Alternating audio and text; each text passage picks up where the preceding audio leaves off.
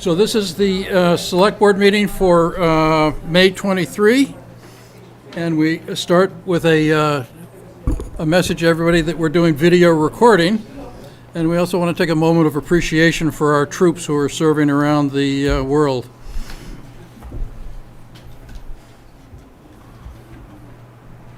Thank you. And we're going to start this evening by introducing the town's new Land Use Director and Planner, Marie de la Fuente. Maria? Sure, come on up. It's very nice to meet you and be officially starting here in Medfield. I was very, very excited. I've heard nothing but wonderful things from the region and Sarah as well. I knew Sarah before. So I'm very excited to get the master plan going. I understand there's the select board has priorities that they'd like to discuss, and if you'd like to meet with me separately at one point so we can discuss how we can best tackle them, I'd be very excited to take that on. Well, we're delighted to have you here. Thank you for coming and joining the Medfield team. Thank you. We look forward to working with you. Me too. Thank you. Thank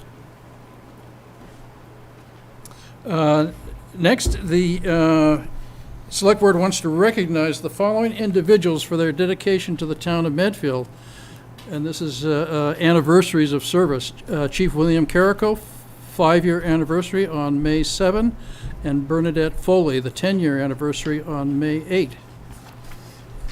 Next, we have a request from the Kingsbury Club to hold a youth triathlon on August 13, starting at 8:30 a.m. and to use the rail trail for the running portion of the event.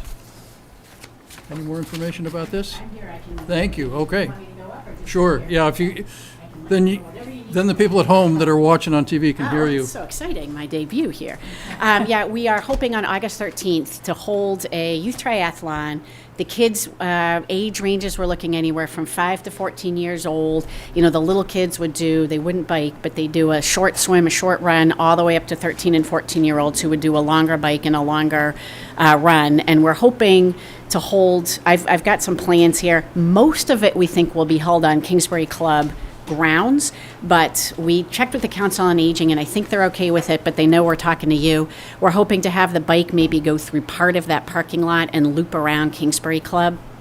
And the run we'd like to have start at Kingsbury Club, and depending on what age you are, we would run up the rail trail and back. So we just wanted to check in and make sure that was okay with you all. Okay. Any questions, Gus? I think that's sounds Pretty fine. straightforward, hopefully. Obviously, if it's a rail trail and you're running a race, there'll have to be somebody at the crosswalk there. Yes, we would have plenty of volunteers there. The only random thought I had when I read this, and probably doesn't apply for this event, but it could potentially apply if the rail trail becomes a popular running trail. Mm-hmm. I don't think it affects this. But I started to think about on the weekends the horse riders who use the running trail. Yeah. That we could potentially get to a spot where we'd have to be thoughtful about how horseback riding along the trail intermeshes with a bunch of people running on the trail. I don't think it affects this. It'd be nice to have that problem too, and we can always start earlier if there's a concern. I mean, But other than that, nothing. No, and on that same train of thought, I would think as long as you, like at the state hospital, whenever the Norfolk Con Club does their thing, they just put notice out so people Yeah. kind of know what's going on. Yep. So as long as you guys, and I'm We can do a member of that. the Kingsbury Club, so you guys are good at putting all sorts of notice up. So if you just put that so people know what's going on. sure, that's a great idea. And maybe we'll get more kids involved too if they see the Exactly. sign. So, okay, great. My only question is, have you checked with the police chief to make sure that it's all okay? Yes, we had a quick email exchange. Excellent. And I know closer to the race, I can talk to you again in terms of solidifying the routes, just so you all know what's happening. So there's nothing other than crossing over the roads that we would have concern with, and between volunteers and our on-duty personnel, we can easily absorb that. Okay. Do we have a motion then? Motion to approve the request from Kingsbury Club to hold youth triathlon on August 13th, starting at 8:30 a.m. and to use the rail trail for running portion of the event. Second. All those in favor? Aye. Thank you so thank much you. for coming. Thanks. Next, we've got Chief Garrett to provide a quarterly update and to request appointment of Barry McGrath as Deputy Police Chief. Exciting event. So not my debut, but still very exciting. This is a really good day. I have to admit, I can feel my own heart racing thinking about getting pinned and how exciting a moment that is. So first, welcome to friends and family. Appreciate your taking the time.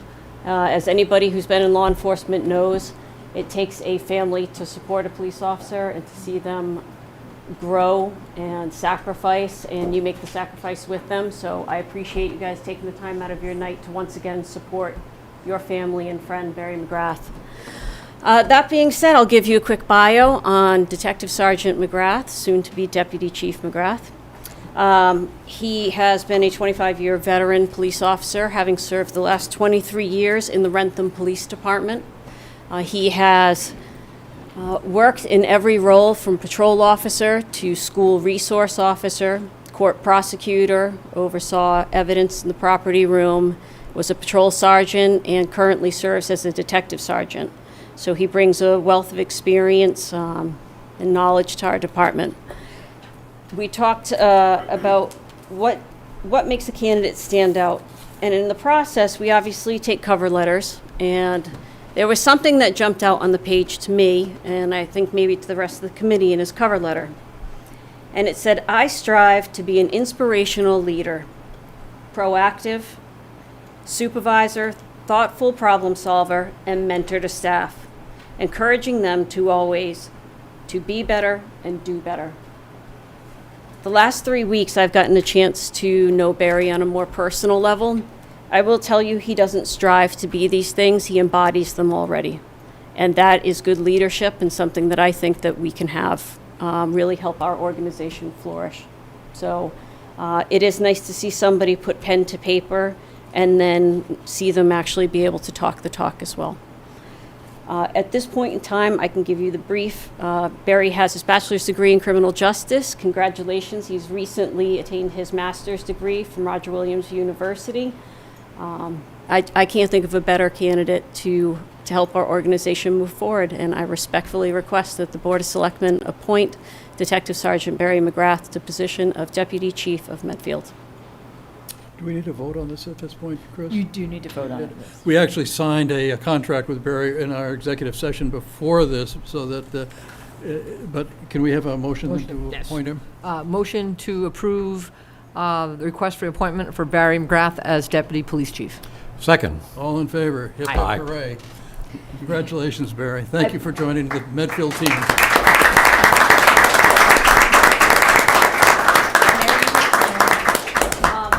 If it's okay with you, we will do the swearing in by the town clerk, and then Barry's wife Pauline will pin him after he gets his Love that. oath. Excellent. Yes. So if you want to come out from behind the tables, you can do the pictures with Marion.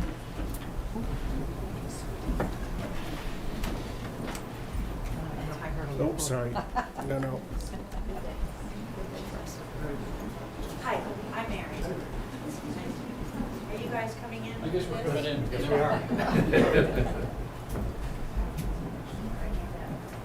Do you solemnly swear that you will faithfully and impartially and to the best of your ability perform the duties to the office of which you have been appointed in accordance with the Medfield Town Charter, the bylaws of the town of Medfield, and the general laws of the state of Massachusetts? So help you God. Congratulations.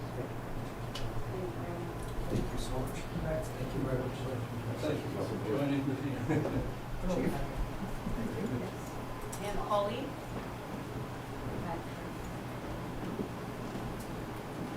We've rehearsed this a couple times. The pictures will be a lot more fun than Polaroid.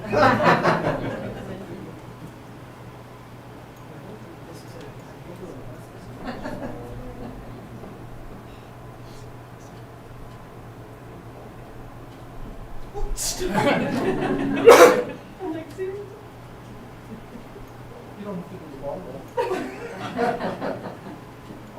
Okay.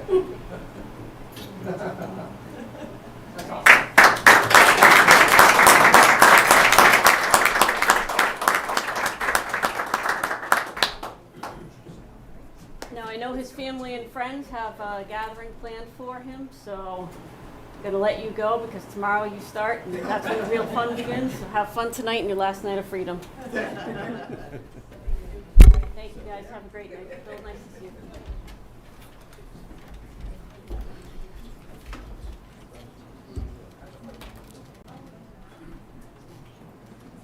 All right, I will present to you now a quarterly report. I'm going to call it a quarterly report loosely. It is actually our activity through the police station from January 1st until April 30th.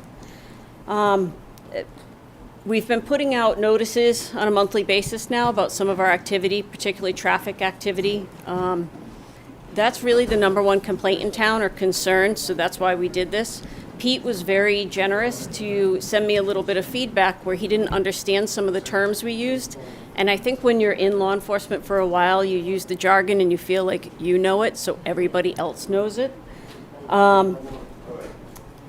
So we'll start with just some basic statistics. During this time frame, our agency responded to 111 calls for animal services. Those were just the calls that came in through the station. As you may or may not know, Jenny fields a lot of the calls on her cell phone personally, so that number is going to be significantly higher. Our department has been very proactive in the overnight hours.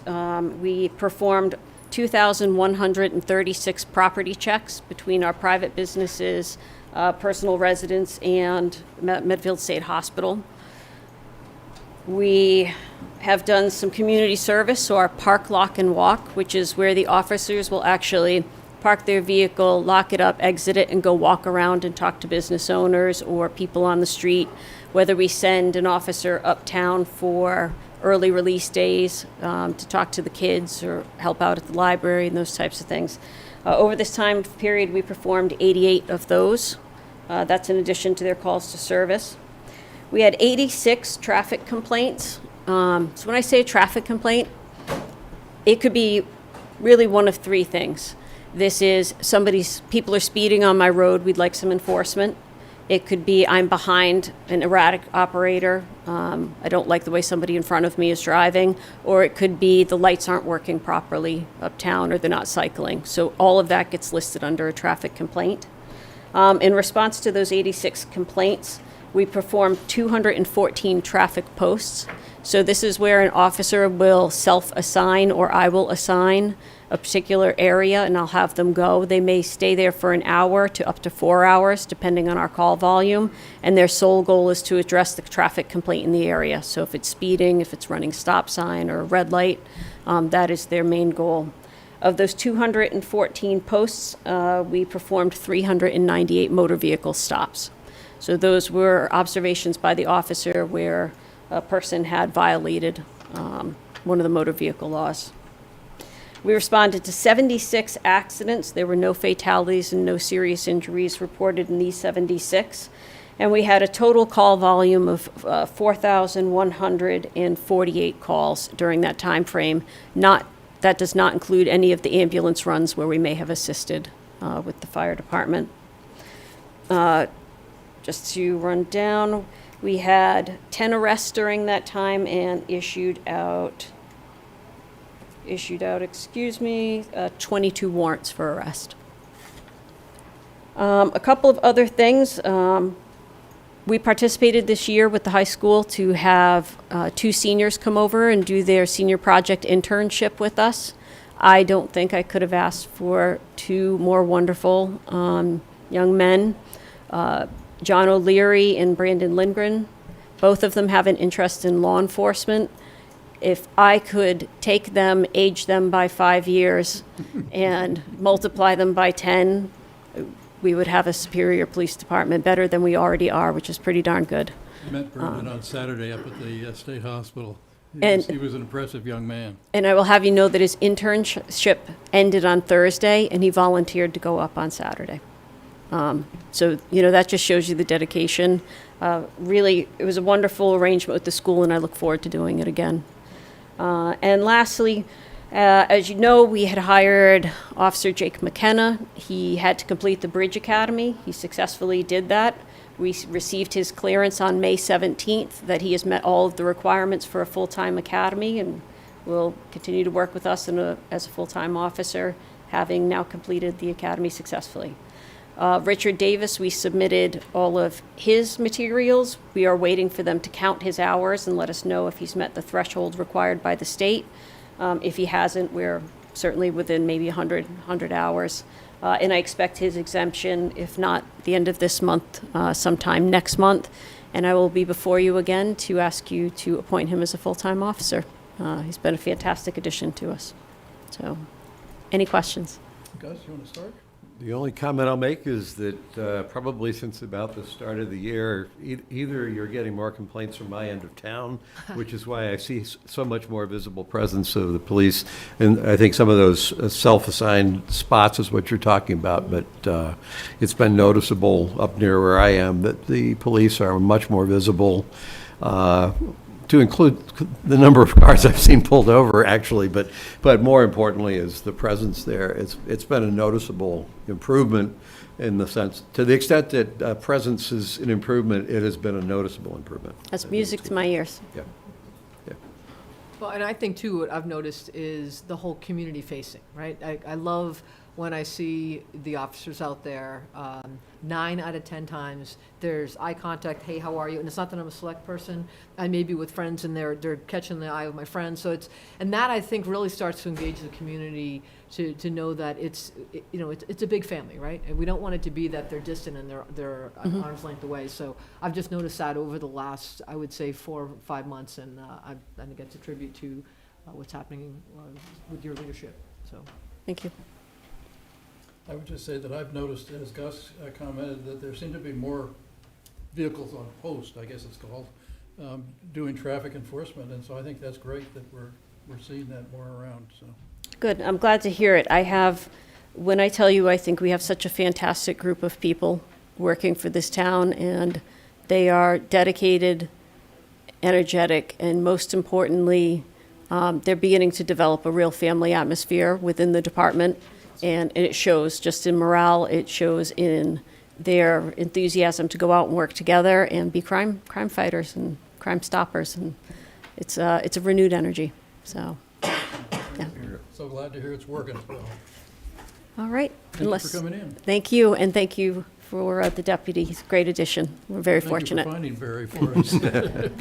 Have a nice night. Thanks, Chief. Good night. Next we have, We're gonna actually, Chief Carrico just let me know he had a conflict that just came up last minute, so we're gonna hold him until the June meeting. okay. They had like 4 vehicles out on Green Street when I was driving in. Unfortunately, Mo Goulet is willing to step in as the director of the DPW. Mo wears a lot of hats around.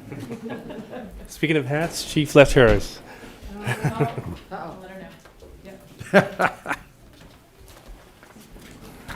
So Mo, do you have anything going on? I have nothing prepared, but we're just beginning our construction season right now, so we're in the infancy stages. We did attend a Touch a Truck not too long ago at the Blake Middle School, and we had a few vehicles that we brought over from the Water Department and from the Highway Department, and I guess it was a tremendous success. It was so many people there that they were waiting in line to get into the truck, so So fun. it's a good thing. The kids love that event. They do. So cool. They do. Tonight I've got 4 different documents to ask the selectmen to endorse. The first one is from Niche Engineering. This was an intersection designs that were approved the contract was approved by you back, I believe, in February. The contractor, the consultant asked to make some changes by their legal team. Mark here reviewed it, and the contract was already signed, but it would just need to be initialed by you to agree to the changes. So the only thing I did notice on it is there's a signed copy not to be received by April 28th, 2023. Should that be updated to May 23rd, or is that?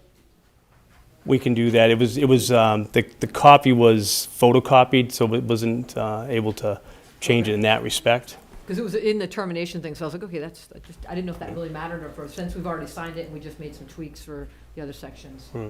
Mark, is that acceptable? Okay. So Mark, I'll start with you rather than Mo here on this one, because this one, I've never seen a contract that gets re-signed or modified 3/4 of the way through the period of performance. We had a signed contract, the work has been done, so my first starting position is, why is this even on here? I can answer that one. The selectmen signed the contract before the consultant had signed on that particular one, I believe. I see well, the version that you provided has their signature, Vice Correct. President Risk Manager. Correct. They signed it, but then realized they wanted the town, their legal counsel wanted to make some changes before it went final. And I'm saying, that's not how you do business. If you Right. sign a No, contract. When Mo refers something to me, I'm not dealing with whether they're already working or they're not working, I'm just looking at the contract. In this case, the language they had proposed, most of which, I seem to recall it was the indemnity hold harmless provision largely, and I went along with what I could. There was some I absolutely said no. But you're okay with the ones that are in the contract now, the revised contract? As revised right now, So, it's, so here's my problem, and I'll listen to you, Mark. So this is definitely not the way you do business, where you sign a contract, get 3/4 of the way through the period of performance, and suddenly the contractor says, I want to change the terms around liability. Because I'm sitting there saying, why? What is it that's going on that suddenly causes the contractor to need to change liability exposures here when you're presumably a month away from completing the work? So that's, my alarm bell comes on with, I've never seen this happen. well, first of all, I've tried to make it clear that contractors, the town should sign the contracts last. They should Right. go out, the contractors should sign them. If they've got changes, then we know about it when they come back. But at any rate, the law is when somebody signs a contract, they're bound by it. So you can have a situation hypothetically where the town's bound by a contract, but the contractor isn't, and Right. that's what you absolutely don't want to happen. Right. As far as this indemnity clause, I'm seeing this happen in Franklin a lot. It must be driven by insurers, because all of a sudden, a number of engineering firms are coming in and wanting to tweak that language in different ways. But in terms of timing, Selectman Murby, I wasn't even aware that it was already being executed. Yeah, so, okay, so I made my point about, this is like highly irregular, and my only reason for being the stickler on this is that it's weird behavior 3/4 of the way through a contract to suddenly want to change the liability issues, because my first thought is, what liabilities have you given rise to that you'd like to get out from under? Now, having said that, what it did do is it sensitized me to the exact wording of this clause on all your other three. And the issue that, one thing that I assumed you would have said was fine no matter what, was it talks about the original wording, which was they're liable for anything which are the result of any act, omission, or default. And they want to add any negligent act, which All the intuitively makes engineering- sense to me. All the engineering firms do that, that's standard. Yeah, so that part I don't, Right. on the merits, I don't have a problem. It's just that it's like, why are we making this huge, especially when it's the Vice President of Risk Management who suddenly wants to do it, when he should have been the one that would have spotted it. So personally, I'm willing to rely on your telling me that this is in fact reasonable contract language, and Well, therefore it's not, there's no particular reason why I should be unwilling to, this is not an alarm bell that something's going on that I should refuse to go. Generally speaking, when I am, although the language is the same, when I'm dealing with consulting engineering work, which this is, a study or what have you, I'm willing to exhibit more flexibility than if it's actually they're managing a project. Yeah. If they're managing a project, something that's actually being done, then that's very rigid. So because I look at this, what it is they're doing, what's the chances of something arising from a liability standpoint, is it worth the fight? and then it's generally pretty remote in these kinds of situations. So I'm saying there's no fight here because it's already a signed contract. The only question is, Well, if you sign a contract, they change the language and sign the contract, that's not a They contract. didn't change. So are we saying that the contract we signed, say, if they change the language of this, why is my signature on it? You This sign, is the apparently contract they signed, they sign the contract first, Right. so it goes to the consultant, they then sign it with some changes. It has to come back to you to initial those changes, or it's not a completed contract. Exactly. I was about to say that, yeah, you can't change it and not have the other party confirm it. Right, it's not, But you my don't have a point is, meeting we're of the minds. 3/4 of the way through this contract. It's been going back and forth, trying to get the changes correct, that's all. Have they started the work? They haven't got paid for any of the work, Any reason for that? because we Contract isn't signed? make sure the contract's signed. Yeah, well, So I guess that removes my concern. This is the only contract you have tonight where it has pay 10 days upon receipt and all the other ones are 30? So I guess that's irrelevant if they haven't been paid at all. They haven't been Okay. paid at all. All right. Well, but if they were supposed to start on February 21st and end by June 30th, Mhm. and here we are in May 23rd, is there still an end date of June 30th? They have the work being done, but they haven't been paid. Okay, so they are doing the work, they haven't been paid. Do you have insight into why, I'm looking at saying, So- 3/4 of the way through here, whatever risk exposure The you've already had. contract, the contract that was done before for the same type of project that they did for the study had that language asked to change. When we did it again, we didn't use that as a basis of the contract. We used the standard contract, we discussed it, and we sent it to them. We changed it the last time? We changed it the last time for an edit before you had signed it. So, So at this point, it was Okay. just an oversight that came later on that Mark agreed to after you had already signed. so this proposed change then was something that was made at the beginning of the contract? We It just was haven't seen made, yet? it was made on another contract with the same consultant. I understand that, but that's that other contract. Right. This change, here's what my real question is. This is a $15,000 contract that's supposed to be over in just over a month. Mhm. What's driving them wanting to make a change to this contract right now? Because that's what their legal team recommends them to have as their standard, which is different than what our Well, standard. And I would agree to that going forward, but I'm still not, all right, I've made my point, Mark. Do you think it's wise for us to sign this contract as amended? I think I'm making a point because this raised more of an alarm for me than the size of the contract or even the As I reputation of the said, contractor. as I said, given the nature of and scope of the work they're doing here, it's almost a hypothetical discussion for that paragraph. So in the interest of getting the project done and on the way, my advice would be to go ahead and sign it.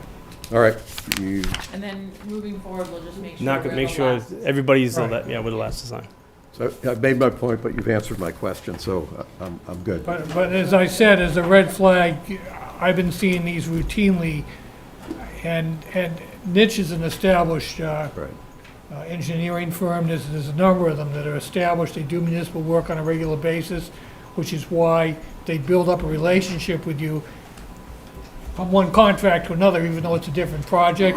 The boilerplate stays the same because you Right. basically were in agreement. And that's what you just said made, I've done this when I was with Kodak, I worked in the legal department. And when you write a contract, which we already did with them, and this clause was already in it, then we send it over and they didn't catch it till after the fact, like, wait a minute, that's not how we did it with them last Right. time. So that's where it's like, okay, this Yeah. is not something new. We actually did it in a previous contract, and we didn't catch it in time in this one. And so their legal team's saying, time out, this isn't the clause that should have been Right. signed. I get that. Most of our consultants that we use will abide by because they've been working with us for many years. Mhm. Niche is very new to the game with us, so. So do we have a motion then, I Eileen? was just gonna ask, you want me, okay. Motion to approve the, should I say updated contract? Is it The revision. The revision, excuse me. The niche engineering intersection design study, contract for Adams Street, West Mill Street, and Bridge Street, Route 109. Edits were made to the contract signed by the Board of Selectmen on February 21st by niche engineering. Second? Okay, I'll second in a second. One quick question. Do we then need to have a revised contract that we re-sign? I No. would think we would. Just initial or? Because we, Well, you just. okay, initial. we initial it, okay. Okay, second. All those in favor? Aye. Yes. Next. Thank you. The water and sewer rate study, this was one of the opera projects that you had voted on to accept, I believe, in either February or March, is that correct? Yeah. So this is just the contract to follow that up. It was actually January, sorry, Mark. January, was that early? Wow, time flies. Where's that month? That was so much fun. So I have one quick question. Sure. Is this the second attempt at the contract that I challenged the last time that was the continuation?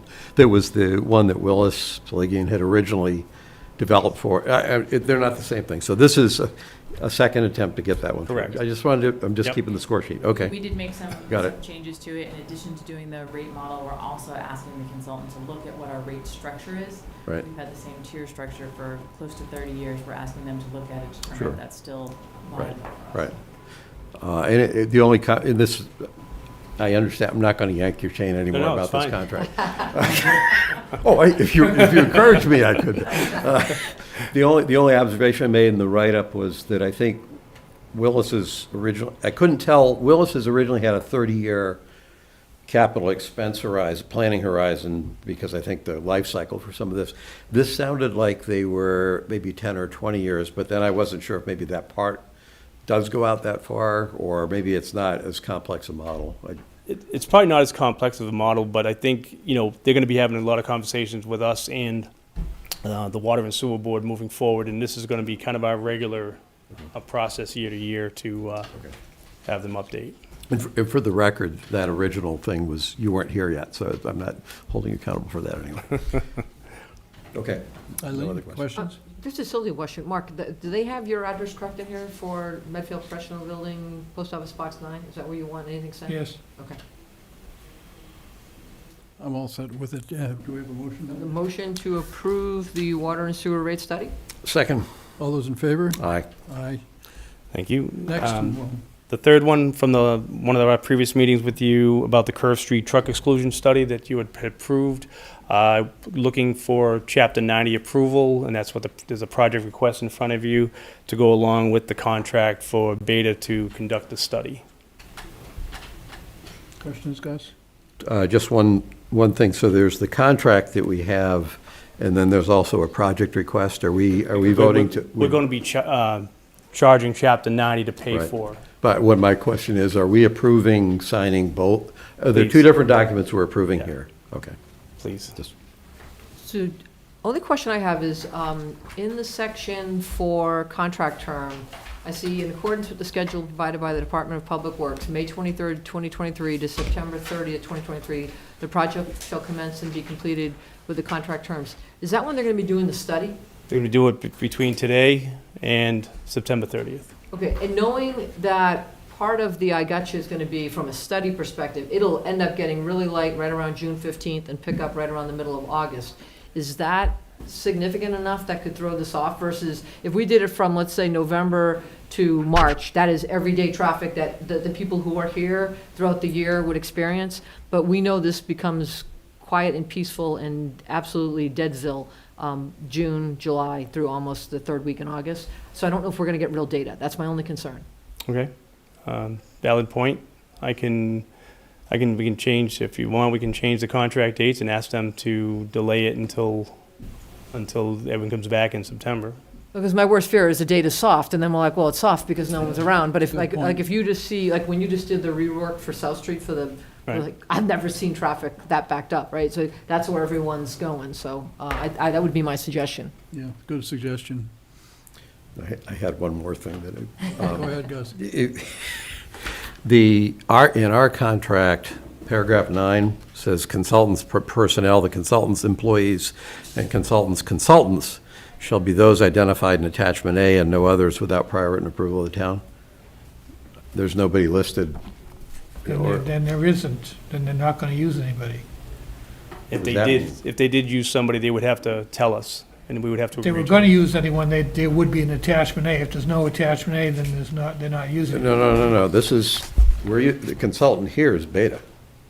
So Beta's doing it by themselves, it sounds like, you know. Right. But there's, Beta's not, Beta is the consultant. The paragraph 9 says consultants personnel. That means Beta's personnel. The consultant's employees and consultants. So that would be if they're hiring consultants. Right. Shall be those identified in attachment A. Right.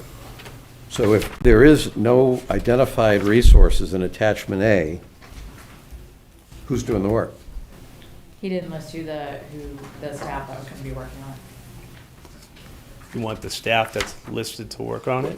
That's what paragraph 9 says, they're going to list in Well, attachment the A. language typically says, they won't use anybody else without approval of the. Oh, yeah, it says, and no others without prior written approval of the Well, town, but that's- there's nobody listed. So,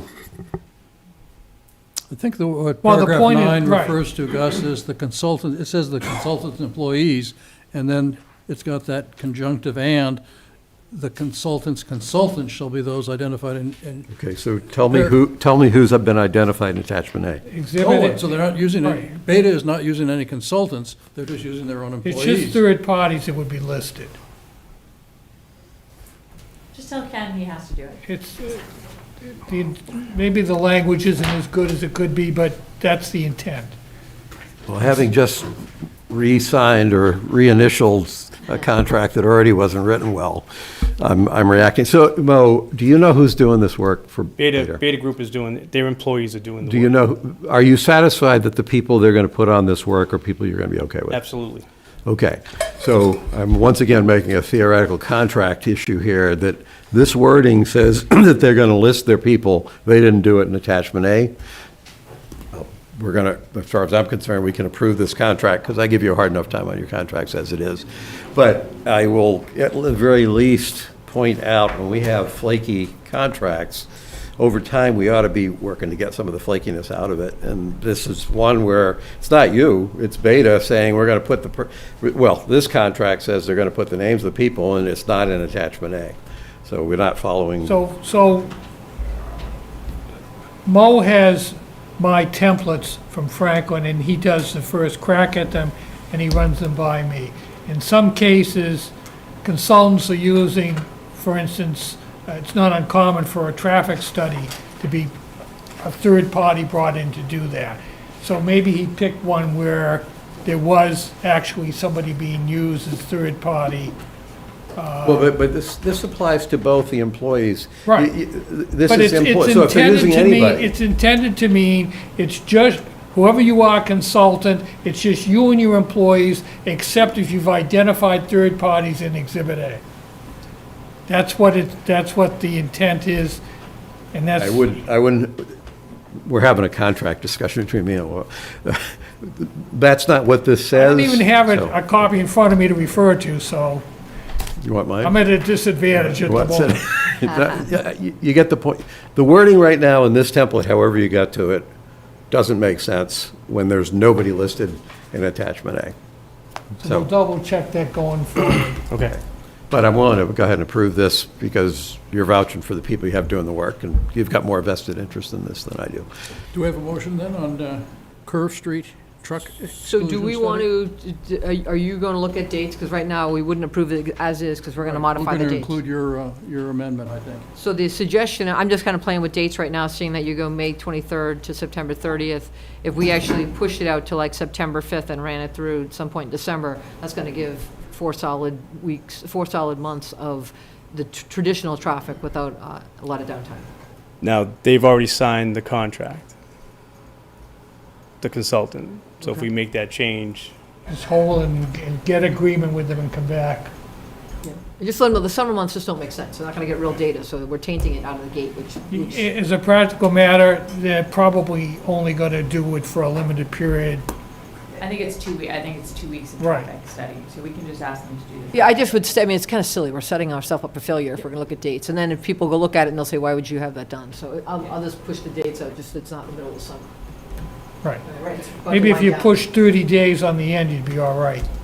Start at 30 days later, and then, but why don't you just let him go back and come back with something that... Okay. Because we know Medfield's quiet as can be. So middle of June to And the we'll, middle and of while we're August. doing it, we'll take care of that other problem, Gus.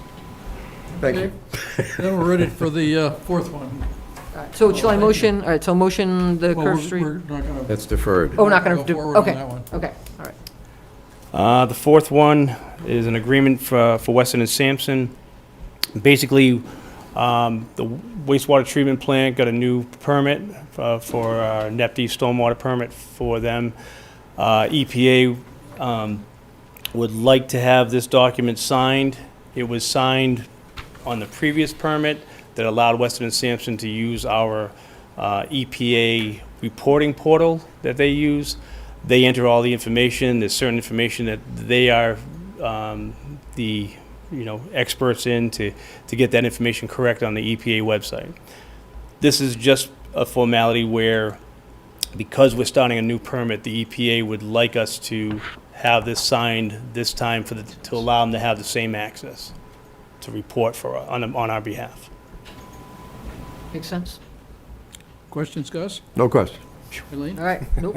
Motion, Ed. All right, so motion to approve the agreement with Weston and Sampson to allow them to utilize the town of Medfield's portal for the reporting of digitally to EPA. Second. All those in favor? Aye. Aye. Thank you very much. Thank you, Bob. Well, Good night, Mo, thank you. This is the one with all the liability. We'll change it, we'll change it if we need to down the road. All right, so I'll rework that contract. I'll get their approval to go move on to different dates, and we'll make it so that there's no slow times in there. Okay, awesome. Just run that one clause by me. Yep, you got it. And Mo, just so you know, at least as far as I'm concerned, you don't have to fix the person. I made the point, you got the point, it's not in there. Oh. You vote for, no, if we have run you through the ringer today. That's fine. And I've done most of it, but if we get the date straight, then I've made the point here. Yep. It's more important that you know who's working on it and recognize that if we don't have anything listed, we don't have any contractual leverage over who they give you. Right. Oh, we're good. Thank you. Thanks. Thank you. Thank you. Next, we have a discussion of an open letter regarding recent anti-Semitic events in Medfield from Medfield Together. And I see that Lauren Zembron is in the audience, so I think we need to promote her. I don't know if there's somebody else as well. I don't know if anybody else is representing. Oh, See new faces, we never know what group we're going to represent. so does somebody want to present then? What's going on? Thank you for coming. Thank you for having us. I didn't have anything formal to present, sorry. My name is Julie Mavilia. I live at 8 Farm Street. I'm a part of the Medfield Together Steering Committee. And I'm Patrick Duffy. I'm at 42 Colonial Road, also part of Medfield Together Steering Committee. There were several events that have happened over the last year that we had pulled together and wanted to make sure that the select board was aware of. And we sent that letter. We also sent it to Hometown Weekly, which published it, so it is out there for the town as well to see. We found 2 Nazi pamphlets in the Little Inclusive Library that is housed at the Medfield State Hospital where Belforge is. Unfortunately, it had been after someone had cleared out all the books. That had happened a couple of times, and then they left these pamphlets in there. And we know that there have been other incidences in town. There was a swastika found at the high school, I believe. A stairwell. In the stairwell at the high school. And Letter there... gone out to parents, and then also hearing that the rainbow flag at Belforge was pulled down off of there, and we want to make sure that there's an ongoing conversation between the select board and other groups in the town, community organizations, police department.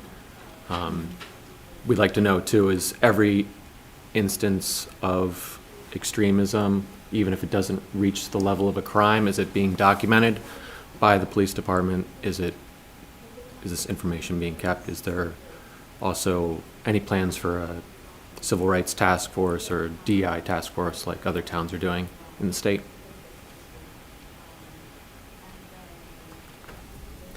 We haven't had a conversation Yeah. about it, so. Oh, no, and that was, Let's Could start the I start conversation. us, though, on, Go ahead, I'm Dennis. I'm confused about I want facts, is what I'm looking for here. The rainbow flag at Bell Forge that you're referring to, is that on the chapel is what we're talking about?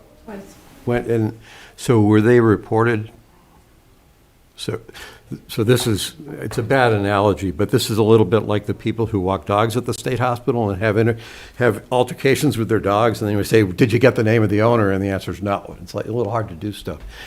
There was The an incident article- and I know that he did report it. I believe at Park Street Books, their peace flag was also torn down and damaged some of their lights. And that was, I believe. and these are things that have reported. happened since Yeah. the open letter, Right. too, that we're hearing about. Well, Right, the flag at Yeah. Park Street was before that. So this is in like the open letter was published 2 weeks ago? And you've had incidents. and I've since- heard about the flag at the chapel since then. So this also happened in the last 2 weeks? About a week ago was the second Okay, yeah, okay. a month ago was the first time. Okay, and as a routine thing, those haven't been reported, I guess? Because when you said several events this year, I said your own letter only mentioned one, so I was trying to Two, understand. actually, and three. Two. Three, really. Two of the libraries. Not this year. Okay, so the previous year, in the It was in past year. 2022 that that was reported, that Right. one pamphlet was found. And I'm then, commenting on your opening statement was there were several events this year, and I said, okay, well, In the no, I past thought there year. was one this year, one last Right. year, one the year before. So I'm just trying to understand ground truth here. This other stuff is news to me. are we So- counting this year as from January? Or are we talking So about the academic year? it- Like, it- I'm just trying We're to, parsing things that don't need to Right. get parsed. In the past year, there have been these three incidents that apparently are more of Right. things that have happened. Is there anything else that you're, Well, before, Yeah, we beyond could that, hear- do you have the flyers? I want to see them. I think Lauren I think Lauren has them. And Yeah, I'd like to see what was actually we there have again. photos of those too, and Yep. that was passed along to the police department. We have reported those to the police department, those incidents. And so is your concern just that the police department did what they could, or what are you My asking cons- for, I guess? what we would like to know is to make sure that these incidents are being reported, that there is a culture where it feels like those things can be brought forward and listened to and understood, that there is data that we can look at and say, this has happened this many times, this is something that we need to address. I think if we had something like a task force or a team where these reports could go to, that would be very helpful, something that would cultivate or engender trust within the community of saying, this happened, oh, I know this is the people I need to go to and talk to about it, those kind of things. Those are, And I think we would also like to know are these incidents of extremism being documented separately, even if they're not reaching the level of a crime? It's like, Well, so I think it's an important question to answer. So I think so I would probably split hairs on how we use words like extremism on something like this. Okay. But, when I first saw the letter, my first reaction to it was, I don't think Medfield has an anti-Semitism issue. That doesn't mean there's nobody in Medfield that would ever do anything wrong or would ever have opinions, but the idea, this is, to me, a town that actually tries pretty hard to be pretty decent to people. So I initially balk at this kind of a broad brush statement that we have a problem here. That doesn't mean that I'm not interested in what you just asked for, which is to know what's really happened. So from your letter, I said, okay, one thing has happened over 3 years. I concluded from that, I first off need to even know what this stuff looks like. Okay. Because it's, without knowing what actually showed up there. I can Yeah. describe two of the things that were No, found. I'm interested in seeing, I want to see and- the items. The issue, though, and Christine, maybe I don't think we want a task force. I do think we want a place where these things can be reported. committee. I personally would like to know, but I'm thinking it makes sense. There may be some things the police department can log, but not do anything about because there's nothing there that you can build. You don't know who did it. You don't necessarily have enough evidence. That doesn't mean that they can't be logged, and I'm saying basically I don't know whether it should be the police department that logs those or whether, if it's not criminal, whether we should just be watching here. There are other towns that have, it's not a committee, it's more of a task force. They're called, the one that is popping to my head right now is called a Freedom Team, and that is work with, there's a police officer it's usually the chief of police is on that same Freedom Team, and there's a member, I believe, of the select board consultant, so that you would get the same information that the police is getting, that there are, I believe you need someone from the school who's involved in the schools, whether it is the superintendent or one of the principals, and then you have town involvement. There are models of this that are out there that we can look at as a town and say maybe And we we're want to. happy to pass along Right, like that we want to materials have and this. recommendations. I guess And, the part- and to the go part back with to, can I speak on what you said?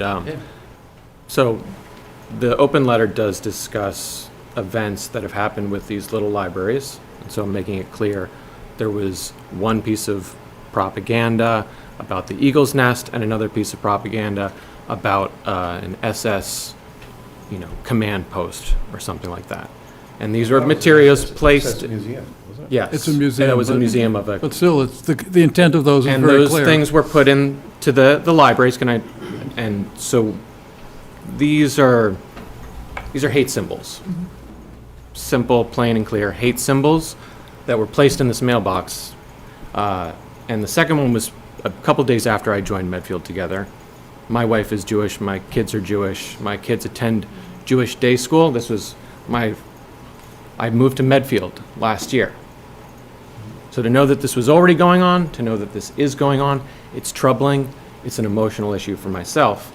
But at the same time, it goes beyond anti-Semitism. These are white nationalists that are putting white nationalist propaganda in a library that we've put up to encourage inclusivity, equity, and diversity in this town. And we're coming here today to, in hopes that the select board is open to these ideas with a DI task force or a committee that could, even just pass along just any number of things. But again, maybe it would be the group that people could come to when there are incidents in town. So to say that there isn't a problem, there is. So what I'm asking for is the actual hard evidence of what it is you're talking about. I'm learning And things. we've passed that along to the I'm police learning things department tonight. too, yeah. And I think recording of incidents makes sense. What I'm very sensitive to is that the rhetoric around this is highly polarizing. Yeah. Our town has been pretty much immune to almost all of it. In fact, I would almost say all of it. And I don't think, I can be convinced I'm wrong.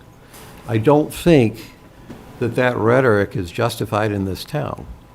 But I can be wrong. Which But the only rhetoric? way I The can- rhetoric that we don't have a problem here, or the rhetoric that we No, do? when we talk about extremist activity and white nationalists, I don't think you're going to find very many of those in Medfield. I don't think you're going to find any of them in Medfield. Well, the problem, Gus, is that there have been acts taken with the swastika at the high school, apparently. I hadn't heard about that until you brought it There was to a our letter attention, that so I thank you believe for went out that. from the superintendent. And these Nazi museum and hotel or whatever it is. And the reason I would like to Things see are those- clearly, the intent of those in your library is clear. Right. Someone is attacking you. Right. And they want you to understand that they're attacking you, so, Or anyone that visits that library. yeah, so I think that, I think the town. Especially with I the don't think intent, right, of the there's library. Right. I don't think there's a number of people in the town that would think that that's acceptable at all. Right. And I think that the select board should take a stance against it and say that that's not welcome in this town, that we disapprove of it, and that we just don't want to see this. I mean, peace flags getting torn down, that's not the right behavior for the town of Medfield. Mark? Did you- So there's multiple tracks here, there's your response, Pete, there's nothing wrong with that, and maybe it's a good thing, but you've got to start from the legal standpoint that any type of action or incident has the potential to be criminal. That's an after-the-fact determination. It's not something you can frankly decide in isolation. So rather than, as far as focusing on that, primarily that should be a police function. She has, as backup, the district attorney's office, which has a civil rights division in it, the attorney general's office, which also has civil rights. So they would be looking at not just necessarily one item, but whether it's part of a pattern or whatever. So anything that has the basics of the incident need to be reported, and they need to be reported to the police. And whatever else you want to do, and if you want to do things proactively to try and build community, that's fine, but that should be on a separate track. I mean, I think the proper place to report all these things is to the police, and it sounds like you've done that, so that's good and appropriate, and, because that's the basic place where we keep track of this sort of thing in the town, so. Eileen, did you have input? No, and I think just questions? on that, like, you saw that Chief Garrett came in this evening, and she breaks down certain things, because we've been asking for that. So to me, it's just that, okay, Michelle, when you come in next time, this is a sensitive topic, and I know there's a couple of comments here that people have been typing in, and if Massachusetts has issues with white supremacy, that's a state issue. Thank goodness in Medfield, it appears, and I'm only speaking from having read the letter, and I know the comment you made about the superintendent sending out the letter to the parents, that was brought to my attention. I think educating and reminding people it's not anything other than straight out wrong, so that the more people realize that if there are conversations going on and somebody even thinks there's humor to it, cut it off at the knees. There's no humor. My brother-in-law's Jewish, my niece and nephew were raised Jewish. It's a very sensitive topic that you don't ever want your kids to feel that they're in a community where they feel threatened for their religion is just 100% unacceptable. So I think tonight, starting the conversation, in my view, is a really good thing. I think that, you saw tonight that the chief comes in and gives us quarterly updates, that I would like to just have that, Christine, just to see if we can hone in to make sure that this becomes something that's getting smaller and smaller in the rearview mirror, and we're not continuing to find pamphlets in the little library, or that we're seeing actions around town. It's just wrong in every sense of the word. I mean, and I guess we would recommend too that the select board be in communication with the police about this, and definitely. with other community organizations that, when these things happen to us, we're going to report it, but we're not exactly the organization for people to come to on these issues, and we want to make sure that it's being, that the town is being proactive. Right. I appreciate you coming tonight. I mean, we're having a discussion. I don't know if you've paid attention to, like, if you go to the YouTubes, these meetings do get viewed. There are people sitting at home watching it on TV. So I think just having this conversation right now and making sure that people are aware. So if people maybe don't have kids or aren't paying attention, this conversation tonight is going to open people's eyes and start the neighborly conversation. And again, when you find someone who thinks they're being funny, you quickly cut it off and say, you know what, it's not funny. And don't let your son or your daughter think it's funny, because it's not. It's hurting people. I think I believe it just came out, it was in a Patch article that Massachusetts is number 2 for The state of hate right. hate in the Bay State is the ADL's report that they just released yesterday on statistics, and we're number 2 behind Texas for specifically it was Sorry. white nationalist propaganda. Right. And so. And that was the term used in the article. Right. And I think that it's very easy. Incidents of that. It's very easy at times when it's not something that you face it's not something that is in the forefront of your mind to imagine that this doesn't happen here.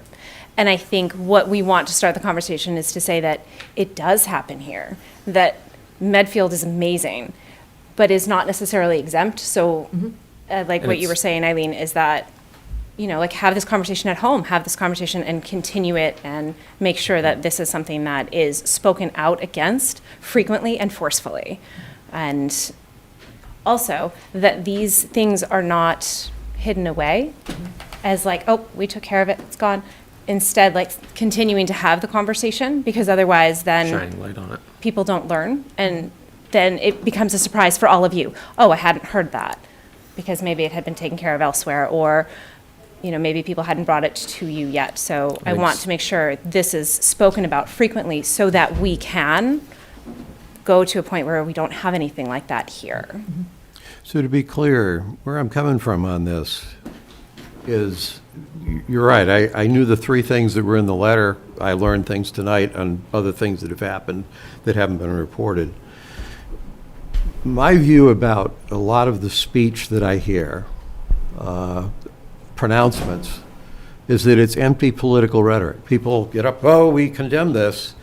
And the problem with that, when it's that by itself, is the people that you're probably fighting against, it doesn't change their minds. Some people in the middle who can't connect it to real things that happen don't buy it. And then the people that feel that way, they feel like they've done something when they really haven't. Just a statement by itself doesn't do it. What I'm getting at is what I'm coming out from this conversation today is that all of these things should be reported. Now, is a little bit different. Is it different when it's a flag being ripped down versus somebody being attacked on the street? Darn right it is. And we want it, but you want to know about all that stuff. So I think the thing I come away with today is that sure, we need to figure out a better way to. The word needs to get out to people. If stuff like this happens, tell us about it. I still want to see these things for myself to know what it is we're really talking about. When I first heard about the SS Museum, my first reaction was, without knowing the details, but I haven't seen it, saying you're going, I've been to Germany. There's no SS Museum in Germany that's glorifying the SS. If there's an SS Museum somewhere, are you sure this was somebody who was anti-Semitic versus somebody who wants to make sure if you go to Germany, you go see how terrible they were? I haven't seen the flyer, so I'm not judging it. It's just that when I first saw about that, I said, there's no SS museums in Germany that are glorifying this. They would be quite the opposite. So, but I think because leaving two things that are targeted to Nazi-connected things in I don't this even understand why that library is a very clear message. I think you're misunderstanding the message. And by questioning it, I think you're undervaluing. I think there's something we can pass along evidence. both the photos and anything that we reported to the police. That's what I would like to see. And we can also pass along some materials on hate symbols and hate speech, and to kind of better understand why placing Nazi propaganda. Why placing a pamphlet on the Eagle's Nest where Hitler and the SS, were in the Alps. Why placing that in a library would be. I am curious why anti-Semitic stuff would have been put in the little inclusive libraries, because that's not first and foremost. I don't want to also try to figure out the motivation of the person putting it in. All I'm asking is that these incidents be taken seriously as incidents of hate speech. And did you say they took the book? So where it was full the night before, you came back empty, and the only thing you found was that's what you're going to read. Mm-hmm. Yeah, that's not right. I think that's. Mm-hmm. So that is wrong. What I'm getting at is the books. There's a different set of issues around what the books cover. In the discussions that have taken place in the last year, it hasn't really been around Nazis. It's been more around what is and isn't acceptable socially with what the books that at least the books I'm aware of that are in the little inclusive library. I don't think, if you've got anti-Semitic books in there, I wasn't aware of it. I don't check the libraries all the time. I actually thought it would have been far more likely to do with race or gender type issues and things like that, only because that's what it seemed like my understanding, and when I did look at the Little Inclusive Libraries, that's what it was. It wasn't really... I think I'm confused by your question. Yeah, well, what I'm getting at is I'm trying to understand. I know that not everybody agrees with the books you have in the Little Inclusive Library. Libraries. I haven't looked at what's in all of them. The ones that I did look at when this came up 2 years ago, they were more having to do with race or with gender issues. I didn't see kind of political Nazi type things. So I'm trying to understand. I'm trying to understand it. So That's what they're doing. In all right. honesty, I think that they've found a place where they know they can get at the nerve. Yes. That I'm going to wipe this out, regardless of what the titles of the books were, and say, you're coming here to read, I want you to read my pamphlet. That's, like, they're finding a spot to just poke. But I also think it's about the Little Inclusive Libraries because they don't like that there is a space where we are highlighting groups that are marginalized communities, that are typically marginalized communities, and so are specifically taking those books out I think that's true. and putting Yeah. something that has Nazi propaganda in it That has a lot as of the thing emotional to find. power. So that is why we would call it an incident of hate speech, because this is someone taking something and then replacing it with something to elicit an emotional response. Hate symbols are hate speech. Right. It's like a letter explaining to you why your books disappeared, It's basically, I mean, a who we swastika are. is a symbol. Right. Swastika on a stairwell at the high school. Right. That's a hate speech symbol. Well, and I think you said something a few moments ago, Gus, that I think is important. We're having this discussion, and what you find with youth is, let's just say there is a seventh grader who's just got this attitude, right? And he's found an impressionable seventh grader. If this conversation is going on, that impressionable seventh grader may have more people step in and just say, it's not happening. Like, I don't care what this guy's trying to tell you. And I think that's where this conversation amongst the community, starting here tonight, but hopefully, you know, hopefully we don't see any more activity, but maybe that's naive to say that. But this conversation, families having it, students having it, the school certainly supporting that this is just not what the town of Medfield's all about. I think at least starts tonight. Establishing sort of the norm. Yeah. And letting the people that are thinking about doing this or doing it, that this is not something that anybody appreciates and regards as in any way acceptable. I mean, clearly they think it's acceptable because they do it. There's two levels to what Eileen brought up. I'm not arguing, you know, if stuff like this has happened, it has to not happen. That's not the issue. I am trying to understand what it is that's happening, though. It's too easy to say something happened, therefore it's this. If the issue is kids growing up saying, oh, I know how I can tweak a nerve, and their view is driven probably more out of ignorance than out of intent. It's just that, oh, if I do this, this is a really taboo thing, and I'll get everybody, you know, the chickens in the barnyard will be clucking when I throw this rock over the fence, huh? We don't know that it's a kid. Well, no, that's my point. That's my point. That part of the discussion had to do with a kid that might be doing this, and I'm saying, no, what I really want to know, it's a big difference between the response we should have if it's kids that are being thoughtless, that aren't really aware, they've never seen the Nuremberg trials or whatever, and they just say, well, this is sort of a cheap way I can pluck the guitar string and get everybody. The response to that is one thing. If it's adults, then the response to it needs to be something different. And if it's organized adults, it needs to be even something yet again. I'm saying, in the time I've lived in this town, I've never met people who act like that. That's not to say they don't live here. It's just I've never met them. In the town, I take offense when we say, oh, we have an anti-Semitic problem here in town, because I think the town's culture is pretty good. That doesn't mean there's not somebody in town that's doing something wrong. That doesn't mean that we don't need to start paying more attention to it. So I totally agree with that. I want to be thoughtful about how we respond to it. Part of it, for me, has to do is a big difference if it's kids being stupid versus adults being intentional. We're not going to learn the information behind this happening, Gus. And I think we just have to say that this is unacceptable, regardless of whether it's kids thinking it's funny or whether it's adults thinking it's some sort of white nationalist beliefs that we're going to put this forward. Regardless, it doesn't matter. It's not right, it shouldn't be happening, and the town should say, Right. And when we It say shouldn't be. that, what If does that? you're looking for next I'm steps, Gus, arguing are a side you- of this, I don't think you Right. think Are I'm you not looking for next steps? Are you looking for like concrete next steps? You make this statement that this is not right, we don't want this in Medfield, and you guys are like, of course, it's not, right? Right, of course. So you're looking for what next steps are? Is that? Yes. Okay, so because I think that even if it is just kids being stupid, there need to be next steps anyway. If it's adults who are being intentional and you feel like that deserves a stronger response, or if it's an organization of adults, it needs to be even stronger than that. I think Right. that we need to start with, it doesn't matter which one of those groups, there needs to be a next step. So I think that is where we would have the conversation about, is there a way to organize the way we report this, who it reports to? Is there a, like I was saying before, there are models of this in other towns that we can certainly share with you, so you can look at this and think about what might work well for Medfield or not. Is it just to the police?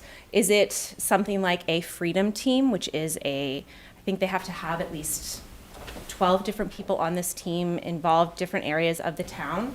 And then all the areas of town that have vested interest in making sure we don't have issues of hate bubbling up under the surface, then we can talk about creating something like a freedom team. There are other ways to do this in terms of if you're looking for next steps, maybe that is what we would bring or submit to you to talk about in further conversation as well. And I think So- a statement from the select board condemning these events. would My mean point, a lot. my Would point say a on lot. that is, to me, it's not, we can make that statement. And then what? What does that do? Then that's when we I'm do the looking next for, steps. I'm looking for real action. I'm not looking for just hot air, empty political rhetorical statements. I'm coming from maybe the opposite side of this issue where you think I am. We're not going to find somebody and slap them on the wrist with a ruler, Gus, or we're not going to, whip them in the public park. We're going to just draw a line and say, this is not appreciated. It's not something that should happen in our town. It's just And to then let what them will know. that do, Pete? You're I not mean, willing to well, do that. it doesn't, it lets the people in the town know that as a government, that is our position. Because they didn't know that? You see what I'm saying? Because they didn't know it, we had to, it's like the people, I feel sorry for the people who put the hate has no home here. It's like, did you have to tell your neighbors that? They didn't know? It's like, my point is, it's an empty rhetorical statement. I want the action. I actually All want right, to do something. So please come up with So an it sounds action from- and let us know what you come up from with. this- In the interim, I think that the select board should condemn it. Right. And I think that I would. Certainly, that's a given, right? We Yeah, certainly well, condemn we it. should- And we then- should and then take- the we should action, Take action So tonight there's- to condemn it. so let me ask a question. So just knowing that we're about to hit the end of the school year, right? So you bringing this forward right now, extremely appreciative. We're going to have a lull with meetings. I think that if you recently moved to town, Medfield becomes very quiet in about 35 days. And hopefully we don't have any incidents, but I know, Jean, you're going to be having functions every week and on the various weekday nights as we go through the summer. But I would say that from it, A pride event coming up too, and I would actually be very concerned about that event and making Pride sure that the pride event at Oh, Bella pride Forge is kept safe. you had that last year, didn't you? You didn't have a pride last year. But I know we've had various marches, like, maybe I'm really This being is the naive. first Pride event in First- Medfield. in Medfield. Well, I would be floored just knowing how open the school system is and the youth around here. Maybe I'm being naive, but I'm not concerned. I mean, let's see how it plays out, but I think you've got to. Okay. Gene, I think you've said that we should be more concerned than not concerned. Okay. There's, Are you getting signals, Gene? Is it something? Not yet, but we are preparing. yeah, Okay. that's a case, it's not a question of expecting disaster, but I think that's a place where precaution is due. Again, sending a That message is to the Right, town. that is It's a not politically acceptable. charged area that people have, right now in our society, we do not have coherence. around a lot of issues, and this is one of them, so I think it's prudent. I also Be think that careful. unfortunately, maybe not in Medfield, but certainly around our country, suddenly Nazis are not known as bad guys everywhere. I don't know why that don't know- message changed, but I it don't know has. where maybe that's true. When I'm you sorry, suddenly- Charlottesville? Which like around the country, there have been many events where people have very targeted. I agree. You can anti-Semitic- find Nazis showing up at events, and you can find anarchists showing up at other events. I don't think, what I'm getting at is not that they don't exist at all.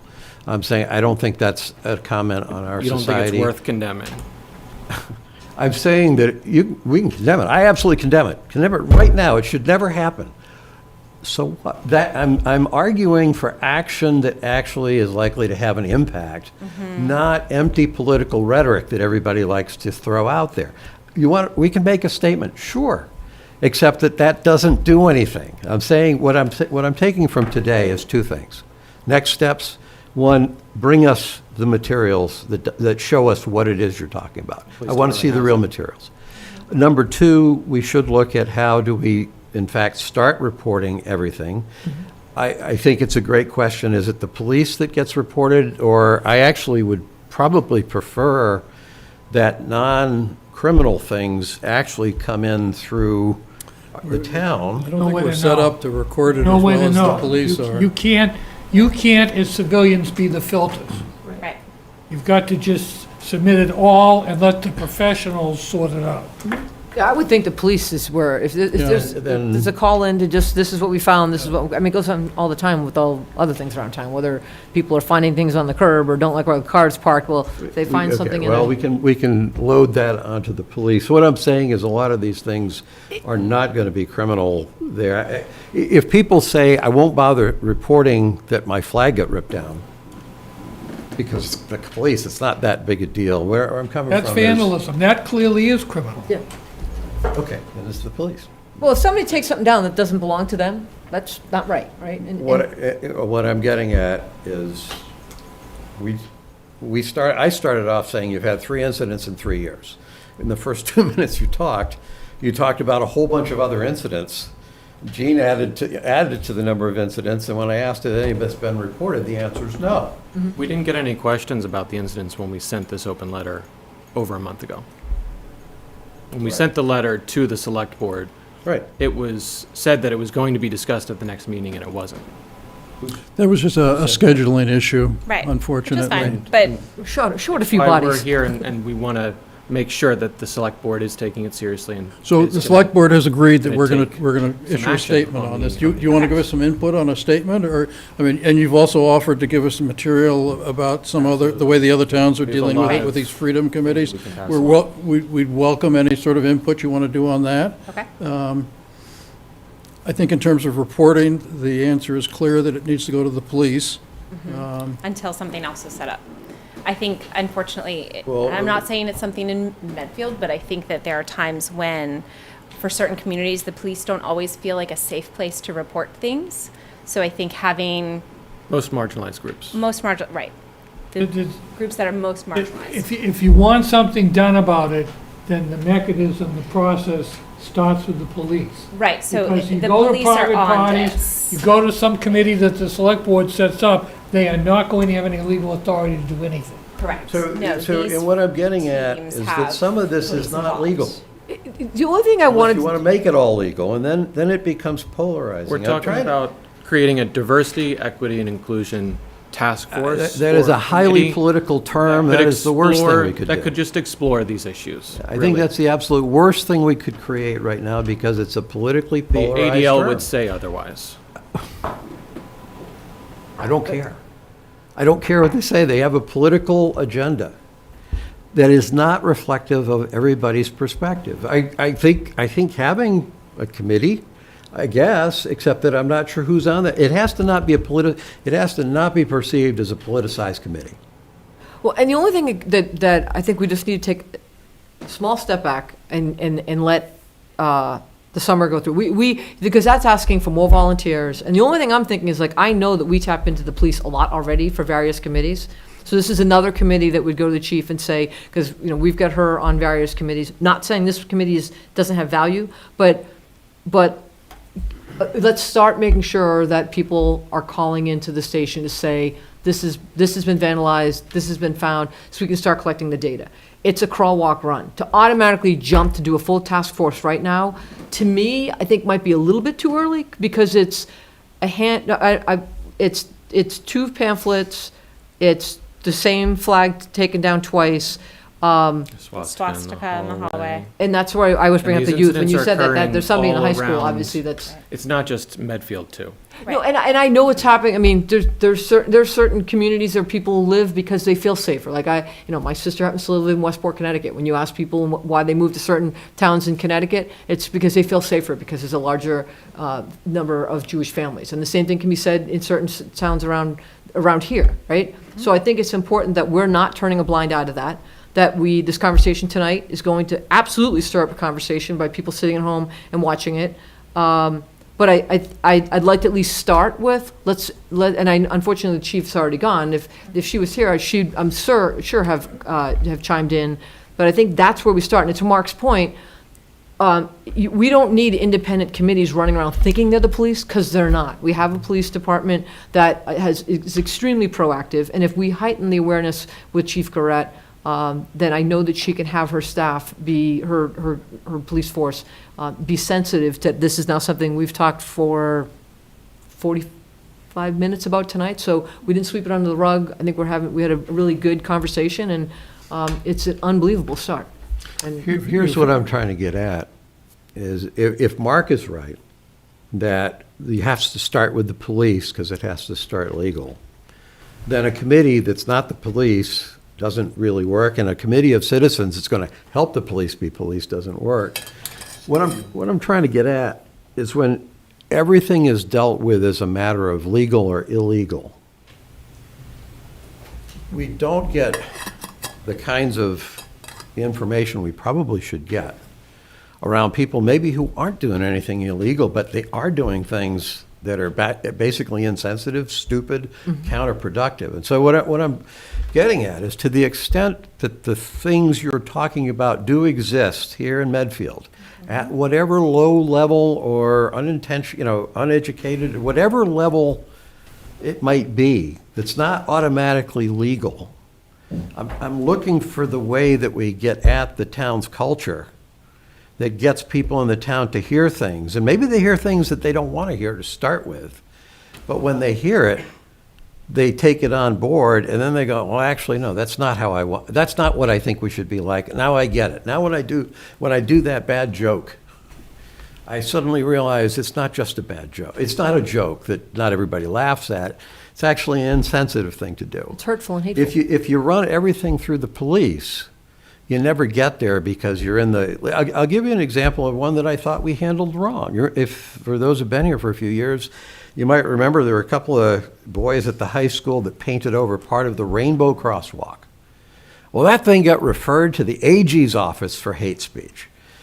I don't have any details about what they did. I know they were dumb enough to put it on Twitter, or I think it was Twitter, on Saturday night. That would suggest to me. And I also know they must have just found paint somewhere, because they ran out of paint. They didn't finish the job. My guess is they'd been out drinking, they did something that was really stupid, that it's not unusual for high school age boys to do, and that thing got referred to the AG's office. It didn't go anywhere, because it said, no, there's no hate speech here. That should have been dealt with inside the schools. They should have been the ones to repaint the walk. That's how that should have been dealt with, because they were kids doing stupid stuff. Instead, it became initially potentially a legal case. And it's like having a sledgehammer as your only tool to try to get people to change. And I'm saying you probably do as much harm with people who aren't that way when they see heavy-handed tactics trying to deal with the issue, if you don't have something that's more, compassionate or more understanding. I'm trying to get to that piece of it, not the legal part. If we got legal issues, we'll deal with the legal issues. I think there's something more subtle than the legal issues that we should be working on. And a lot of the high polarizing rhetoric doesn't help that piece of it. I'm just watching our country. We're not going anywhere. We're going backwards because of the way rhetoric is being used. I want to get at the stuff that really gets people to think about what they do. So condemn There are it. some really great models out there of community organizations that are doing that work. Then that would be, in my mind, that's probably the thing we need to look at. More so, but I still want to get the reporting. I really do want to know what the incident level is. 'cause, They are, you know. I believe they are at the police station. Okay. We turned them in when we reported it. So Okay, well, we maybe- have pictures. We will happily pass that along to the select board. Mm-hmm. But I would certainly like to see the 2 flyers that you referred to in the letter. sure, Yeah. we have, think I don't Patrick believe we said have he had physical photos of copies them, so- anymore. Yeah. Well, they're here somewhere, right? So there's the possibility that you've got one or a group of disturbed individuals. You've got the potential for some more organization than that. Anytime you talk on social media, the potential for connections is just magnified astronomically from where it was. Yeah. And then the broader sense, there may be some kind of an organization, however loose or not, regionally or whatever, that's coming in and doing this. There are a number of communities that have been hit with outsiders coming in, particularly with prepared literature, and putting in private mailboxes, whatever, to get a reaction. And every time they get a reaction, even if it's a report in the press, they view, that's a success as they view it. Oh, But no, if no that's, doubt. if that's a different issue than adults here in town doing something versus kids here in town, and I'm suggesting that those require different responses. And that's what the police can determine by not only what their own investigation, but by dealing with their colleagues in other communities and determining, yeah, we got hit last night, Same pamphlet, same whatever, flyer. or Yeah. last week, or whatever, and now they know that there's some kind of an organized effort going on and respond accordingly, as opposed to, it's us, it's some of our neighbors, our very neighbors, or whatever, acting like this. But it may, yes, but and it may be that it's not an organized effort in this town, but it's people that are reacting to what they disagree with as political speech. They react to the political agenda that's pushed, and the only part I can't connect is, and then why does that send you in the anti-Semitic direction, other than, well, I know if I kick somebody in the shins, it's going to be painful, and The that's what white, this the is. so-called Maybe white nationalists, yes, they don't want inclusivity, they don't want any marginalized group to be treated as mainstream. So they're like cherry picking their perception of classic Nazism and this and that and the other thing. And they get us Jews all worked up because there's an anti-Semitic component, and they're just throwing that in with everything else. But they hate the LGBTQ community, so it's all just. It's all jumbled up, Right. which, because it's all jumbled up, what I'm saying is it's important for you to know where the shadow came from that you're jumping at, because different shadows represent different groups. Yeah, And- The concern is like every incident I've seen reported, there was, ultimately was an incident of violence or attempted violence. You go onto that person's social media post, and this crap All right. is there, or connections to it. So it motivates in a very bad way, or reinforces. That's the extreme group, yes. I think, what I'm getting at is I think there's other less extreme people who have views in this town that are not that, but that are, I could be wrong, but I'm guessing that the actions that we're seeing here in this town are, at least the vast majority, if not all of those actions, are happening by people in this town. This is not an outside group that's decided we're going to go target a little inclusive library to put a flyer in, I don't think. I have no idea. To be honest with you, if that's what they were doing, I would expect we would see even more incidents of that, because it would have been Yeah, more. we're just not going to know, Gus. Right. All we can do is say, as we have, that we abhor it and we denounce it, basically. So, thank you for bringing it to our attention. As I say, I hadn't even heard about the incident at the high school, so I appreciate you sharing the information. I think you're going to get us some things, and then we'll figure out what we're going to do next. Great. Thank you. Thank you for having us. Thank you Thank you very so much. much. By the way, your presentation has engendered more comments online in the chat than anything else we've done. So, To be expected. Conversation You've is started good a conversation. as long as conversation continues, right? This Yep. can't it only flourishes in the dark. We just need to shine a light on it, and we need to be able to have the conversations, Yep. no Thank matter you for how sh- difficult they are. yeah, thank you for shining the light. Thank you. Thank you. Thank you. Let's see, we're on to action items now, and we have a request from Memo for economic assistance for the summer concert series in the amount of $3,800. The comments are, Yeah, no, I got to scroll down. Yep. Good evening, thanks for having me. As you know, Memo and summer concerts go back many, many years, way before my time. I took it over about 15, maybe 20 years ago. I know Mark had been involved with it, several other people as well. But, and I took it over, and there were 6 bands for the summer. And it's grown to now 9 or 10 bands, depending on when 4th of July hits the week. This year we have 10 shows. The business model developed into something where we had the evening hosts combined would cover about half the costs. And then our underwriter for the year would pick up the other half of the costs. The costs right now are about $8,100. This year we happen to have 12 evening hosts over the 10 concerts. We don't have all the concerts filled, but there are several that have been doubled up for an evening. So we've actually have 4,250 covered by the evening hosts, which leaves about $3,800 that we were looking for our underwriter. And that fee has been consistent for many years. Prior to COVID, we had no problem getting an underwriter. The underwriter gets the benefit, the evening hosts get the benefit of coming to the show, setting up a table, interacting with the concert goers, distributing material, whatever they want to do for that sort of thing. The underwriter also gets the ability to not only get the recognition as the underwriter, they get a major focus on the flyer that goes out to the community the week before.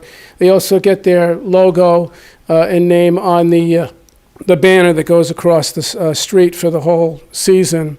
But they also get the ability to be an evening host any 1 or 10 concerts throughout the year, throughout the season. And the underwriters generally took advantage of that.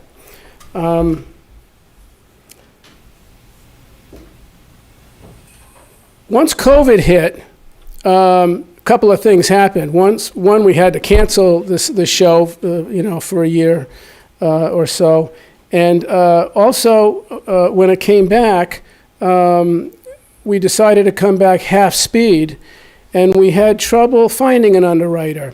We found evening hosts, but not an underwriter. We found that those who we were relying on in the past were now telling us COVID really hurt their business, and they didn't have that expenditure of funds available at this point. So in 2021, the town basically approached us, and we were lucky that they were willing to also give us some money out of this economic assistance fund that they had, and they became the underwriter sponsor for 2021's concerts. We only came back half speed, five shows, so the costs were a little bit less. Last year, we were lucky enough to have one of our Memo members who had a small business in town. I was very surprised. They stepped up to be an underwriter, but that didn't follow through for this year.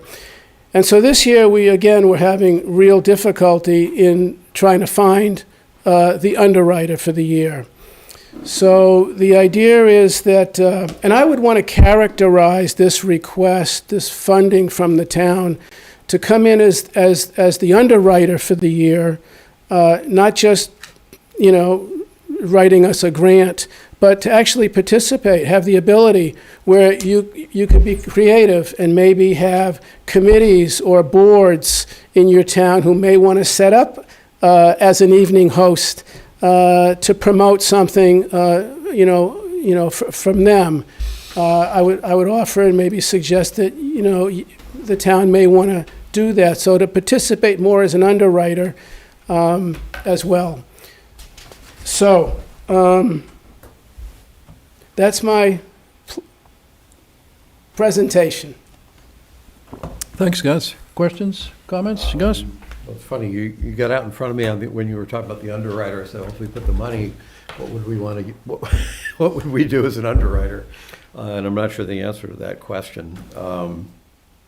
You mean as an evening host to set up something? Well, I know, I have ideas for that. okay, so if you have, no, I was actually thinking, what would the town want, what statement or what point or, So I think Russ and I had a conversation. I spoke to Memo just before town meeting, and I was listening to Russ explain to everybody that they may not be able to have the concerts this year. And it was a similar conversation that we had, I think it was in 21, when the town contributed the economic development money to have the concerts go forward. I think that the economic multiplier that the town gets from having people come to our downtown, come together, is worth the $3,800. What I envision us having a table at the concerts is signing people up for transfer station stickers, signing people up for our alert system. Okay. And just being, available for general questions. I know we're right there, we hear the concert, but it takes some effort for people to get across the street to ask a question if we were right there. Just makes us more part of the downtown piece of it. So Also, an idea that I had was like the town does different boards at Medfield Day. They set up booths. So town planner would set up, when you were doing things with the zoning and planning, and there was a message, to get out. So I've envisioned something like that that might be I'm there. gonna have my office hours there. It's just the hard part, because it's the summer, right? So that's the eye catcher. Yeah. But People just for the town to have a Yeah. presence there that we support this in the downtown, I think Yep. is important for us. So personally, especially coming on the heels of COVID, Yeah. I was okay with supporting the money that you were asking for. So this is actually added, for me, the idea that we might actually have some good things we could do as an underwriter just adds to Well, the yeah, rationale. yeah. I mean, the thought that I just presented just occurred to me on my drive over here. You really would be acting as an underwriter and have all those, benefits to take advantage of. And like Christine says, I think there's some real appropriate things that to interact with the crowd. I'm sympathetic with that Eileen? request. Comments, questions? I think I had a chance to talk to Christine before the meeting, and I mean, absolutely, the fact that there's so many people that come to the downtown for the event, and certain artists, you can tell because then they park all throughout Brothers parking lot. But no, I support it. I have no issue with this. Okay, do you want to make a motion then? Oh, you're all right, so you're good? Okay. Yeah. Motion to support the request from Memo for economic assistance for the summer concert series in the amount of $3,800. Second. All in favor? Aye. Aye. Great. All right, thanks for coming in, Gus. Russ. Next is a request for a vigil walk. Russ didn't have to be here. Oh, did I say Gus? Thank you so much. Thank you. Next is a request for a vigil walk on May 24 at 7 p.m. with people walking on the sidewalks around Meeting House Pond, with the event starting and stopping at the First Parish Unitarian Universalist Church on 26 North Street.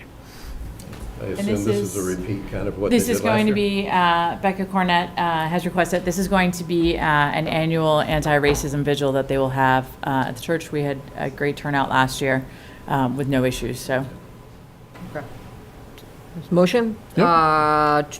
Approve the request for a vigil walk on Wednesday, May 24th at 7 PM with people walking on the sidewalks around the Meeting House Pond, with the event starting and stopping at the First Parish UU Church on 26 North Street. Second. All in favor? Aye. Yes. Next, we have a vote to sign the contract with Game Ready, Inc. for Medfield State Hospital lawn mowing services for $29,250. It was around $2,600 a mow, I think, Yes. twice a month. This is They were gonna mow. approximately $5,000 more than it was last year for our summer mowing services. And this is a new company to us. And new, did the other folks just not put an offer in, This or? is the lowest bid. Okay. I would make the observation that their liability clause only says for any act, not any negligent act. Right. But the consulting engineers, supposedly because of their insurers, all fixate on the word negligent being added, which is Yeah, a no, narrower, I don't, I think all our as contracts. opposed say to the same strict thing. liability, which is what this is. Yeah. So this was intentional this way. Yes. All I right. thought they just weren't sophisticated. No, well, All right, okay. Okay, motion? Yes, please. All right. Motion to sign the contract with Game Ready, Inc. for Medfield State Hospital lawn mowing services for $29,250. Second. All in favor? Aye. Aye.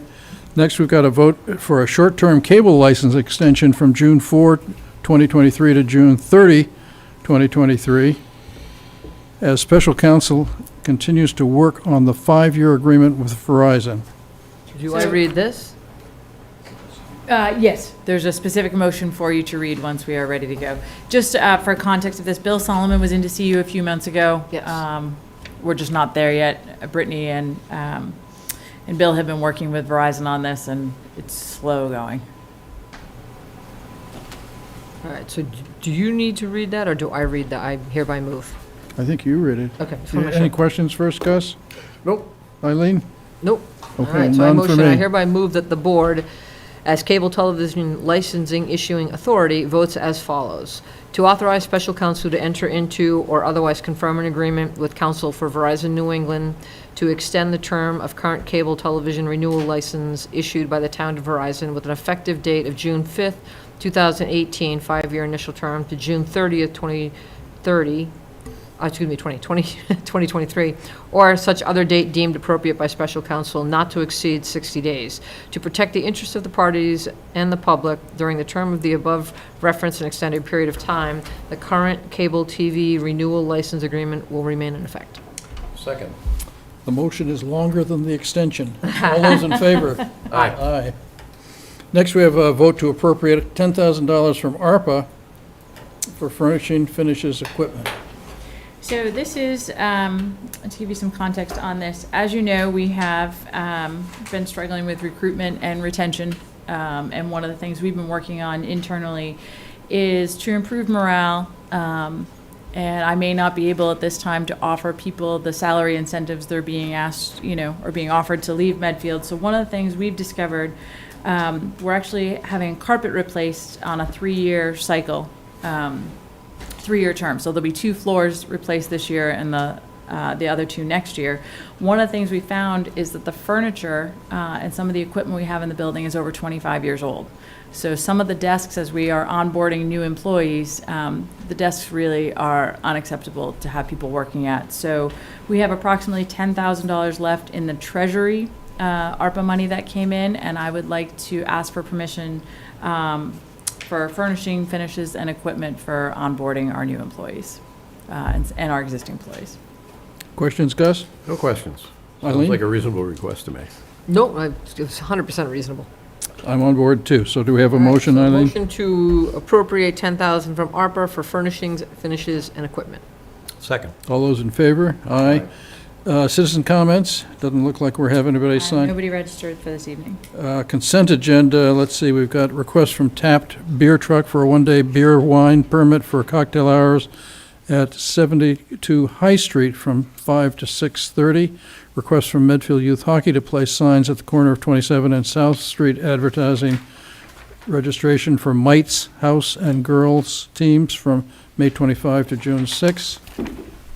Will TAP require a police detail if they're going to be, or no? just private a party. Private party? Although everybody knows about it now. It's just, because they can't park in the property, there's no room, is that why it has to be? Because I would think if it was in somebody's driveway, they It's wouldn't need not it, just right? for sales, it's for possession. Yeah, they don't have a permit to sell, so if they're going to serve it as being brought into this party, they need a one-day permit in order Okay. to be able to sell it. It's not if it was a catering truck and they were serving food, then they would automatically have that license. It's not, so they need a Okay. one day, yeah. Do we have a motion, Eileen? Motion to approve the consent agenda? Second. All in favor? Aye. Aye. We've got meeting minutes. Have you guys had a chance to? I finally got around to reading them all. I have. I've had 3 done for a very, very, very long time. Like the week we were supposed to. So I've got all 4 of them done, but I thought you guys already had your comments in on at least 2 of them. No, literally December, January, the week that we brought it up the first time, I've had it. So all 4, you're saying you. No, so I haven't done 18 yet, because I just got that, and I'm like, okay, where are we with the other 3 before I kill myself again? I'm ahead of you. All right, so Here we go. Can we approve the December 6, December 20, and January 10 minutes then? Yay. As revised with edits that have been submitted. Yes. Yep. Do we have that motion? Motion to approve December 6th, December 20th, and January 10th meeting minutes. Second. All those in favor? Aye. Yes. Town administrator updates. 18 So I have a couple of things. One, I was not at your last meeting, so I did not get a chance to do a follow-up from town meeting, and I just wanted to thank everybody for being there. It was nice to be over quorum and not have that stress of, finding a second suit for the next night of town meeting, so I appreciate that. We have a few new faces at Town Hall. You met Maria this evening. We have Dana, Dana Hinthorn, who's starting as our building commissioner, who will be here June 1st. So if anybody wants to stop by and meet our new people, we would encourage you to do that. Memorial Day, May 29th, will begin Janes Avenue at 9:45 a.m. and the parade will lead to Baxter Park, and after the ceremony at Baxter Park, will lead on to Vine Lake Cemetery. For those of you who have keys to Town Hall, I am pleased to report they no longer work. That might be all 12,786 people who live in town. We've had a security update, and we have deactivated everybody's keys, and we've gone to a key fob swipe system.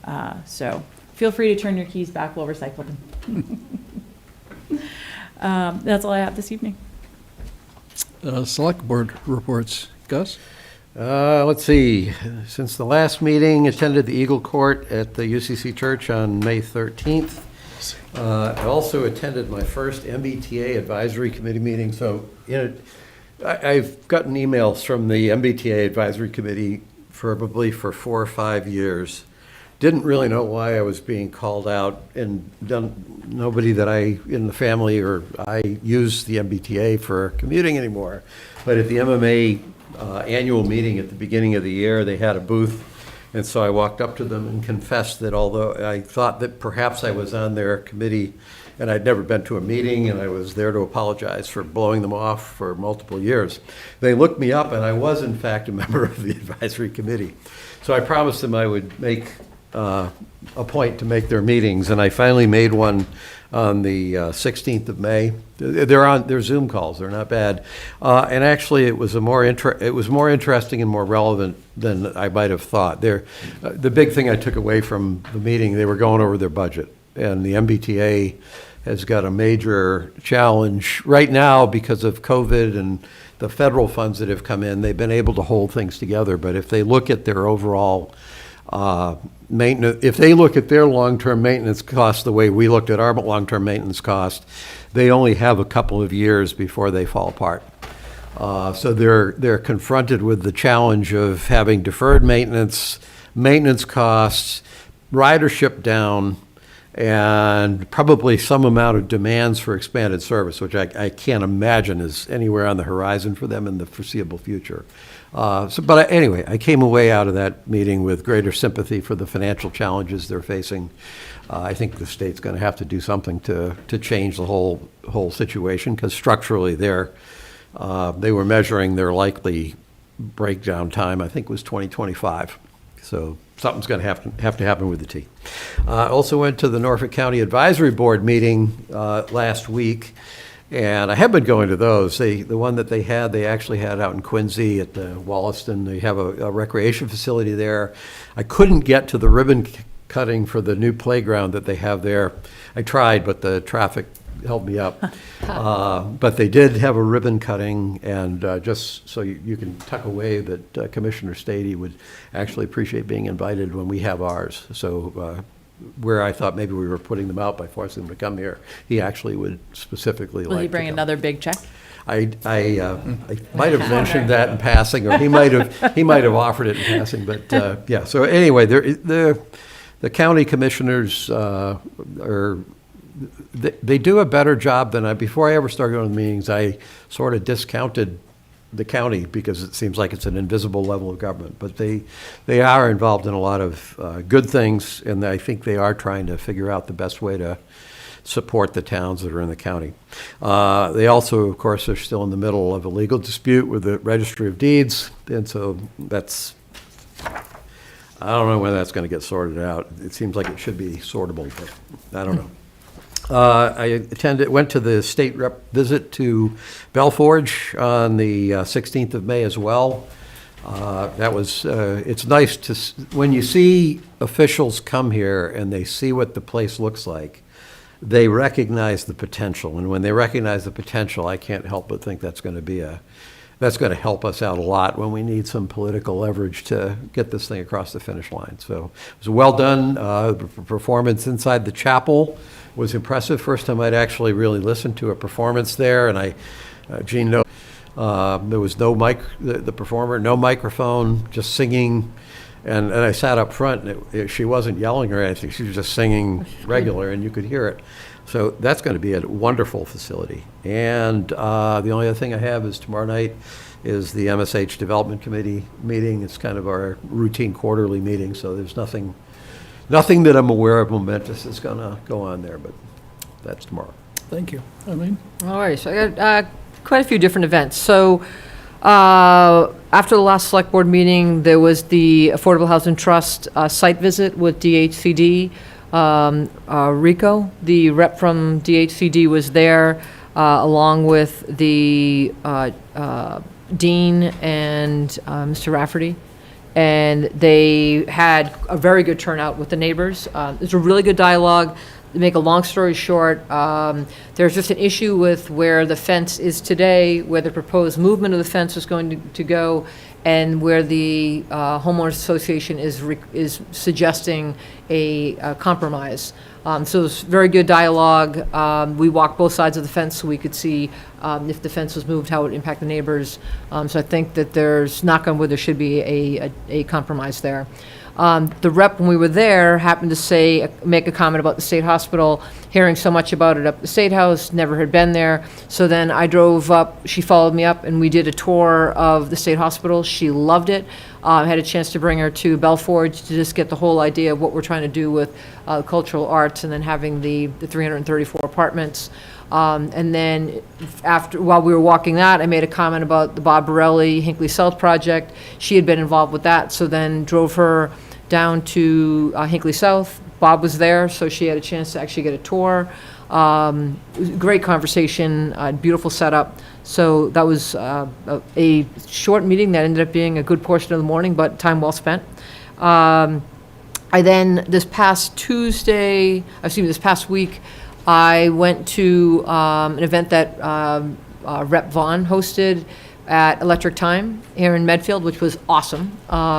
We had a select board member from Millis, select board member from Rentham, a rep from Denise Garlick's office, because she had literally had knee surgery the day before. A few other people. We had a chance to get a tour, ask all sorts of questions. And if you haven't done that, that is like the coolest setup. The Herbs have a phenomenal business there, and just where the clocks. I mean, to know that, like, just like, watching the PGA tournament over the weekend, and every time you see Rolex, that's actually made right here in Medfield. Like, they do all of the Rolex clocks that you see all around. Last time I was in there, it was just sparkling clean. It was just astonishing for a manufacturing facility that it wasn't amazing. a mess. And the way they're so protective, like, yes, they do Rolex, but they do not let you take pictures. Some of the clocks that are made, when they become time to pull them out and people don't want them to just be tossed in the trash, they take them all back. And they were showing us how they reuse different brands. It was just very very impressive. Really enjoyed it. And then we went from there and then headed up to Jean's event at State Hospital. Love the fact that you brought everyone out to the field, kind of talked about where you want to be, and you have to start working now because there's a lot, if it has to be approved by the legislature, that's not something that happens overnight. And then Jen Taft was phenomenal. That was spectacular. I thoroughly enjoyed that. I too attended the Eagle Scout Court ceremony. Four young men. It was impressive. Yeah, it was great. And then I had a meeting this past Friday at Medfield TV. Katie, Kathleen, and Amanda asked me to just come in. They have an idea that they want to bring forward to the select board. They were kicking around some ideas. I won't take away the surprise, but when they shared it with me, I was like, yeah, I don't see why we wouldn't want to support a community event come the fall, like the October into. The event would run kind of middle of October, and it would be very community-centric. So I was like, they threw it by me, and I thought it was great. And so hopefully we'll see them on the upcoming agenda. And I do want to ask you guys about timing for meeting with the well owners. Is that something we want to try to do before the town gets quiet, or do we want to talk to the well owners come the fall? To just have the discussion that we didn't have a chance to have before the annual town meeting, so that we can hear from them, they can hear some of the things that we've been hearing from the community about the concern for conservation of water and wells, et cetera. Is there a time that's better than another? I don't think it matters. I mean, if they want to come in before the summer, that's fine. Well, it would be a meeting that we would host, right? So it's something we could either do at our next select board meeting if we wanted to have a dialogue, if we wanted to have an off session at like the public safety building. Do you have a sense of how many are going to show up? I think if the notice went out, I know that two of the people personally said, Eileen, I'm around this summer. Don't, because I bounced back saying, let me get a handle on the calendars and what's happening. And they're like, we're around, we'd be more than happy to. There are roughly 47 well owners that are strictly irrigation. And then there are, the 100 and some odd that we heard during the warrant meeting that have wells, whether it be for home and irrigation. I mean, part of me says that it's an issue we won't deal with until next year's town meeting. Mm-hmm. So there's not, you can tell me I'm wrong about this, but it doesn't seem like there's a pressing need to do it before the summer from a timing standpoint. And where my head went next was that it might be interesting to have the conversation, in that it's not going to, there's no impact on what people are going to do this summer. It might be interesting to have the conversation after the summer.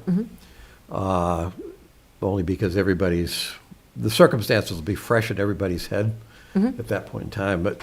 I'm not opposed to that. That's kind of where I was heading, that let's let the summer take its course. Maybe last year was a unbelievable anomaly, and we knew we were in tier 4 because Mo had to do that for the town well, the water tower. But, you're starting to see, I was driving through Millis yesterday, they're already putting a water ban in effect.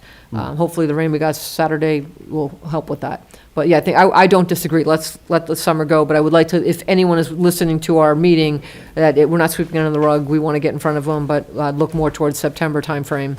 Yeah, I saw the Millis sign too, and it was like, is there some reason they're doing it that has nothing to do with the drought condition? 'Cause Follow the river. the river's already down that far? I don't know what their permit says. Their permit could list a certain level. Wow. Right. Yeah. Well, and I mean, with the brush stuff Or going it could on. just be by dates, too. Well, that's what I that's just what have I'm a getting at, standard. is when I Could saw the just- sign, I said, why would they possibly be doing this? And they Everybody's want, grass. there's extreme pressure being brought by, frankly, Charles River, Neponset Valley, the conservation law, to really conserve water on a concerted basis. And they're pressuring EPA, DEP to make sure that these various licenses, whether it's water withdrawal or stormwater, whatever, address these issues squarely. Okay. So that And might be a capacity issue for They just don't want you, they want you to change how you approach water use, particularly on non-essential water use. Minimize it.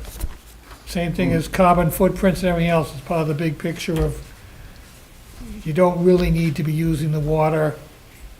There's other more critical things with it. And it's in the natural system.